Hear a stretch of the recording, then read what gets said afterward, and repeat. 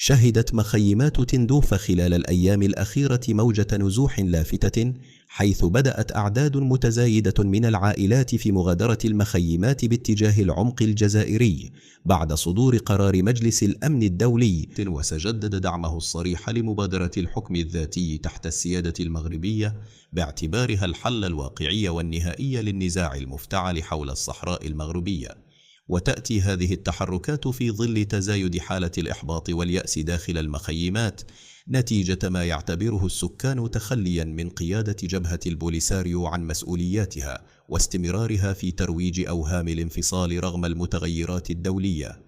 كما أفادت مصادر محلية بأن العديد من الأسر فضلت التوجه إلى مناطق جزائرية قريبة من تندوف، فيما قررت أسر أخرى الرحيل نحو مدن داخلية بحثا عن ظروف معيشية أفضل. ويرى متابعون أن هذه التطورات الميدانية تجسد بداية تفكك المشروع الانفصالي، خصوصا بعد اتساع القناعة بين سكان المخيمات بأن مستقبلهم الحقيقي يكمن في العودة إلى وطنهم الأم المغرب، حيث يسود الأمن والاستقرار وتشهد الأقاليم الجنوبية دينامية تنموية متسارعة.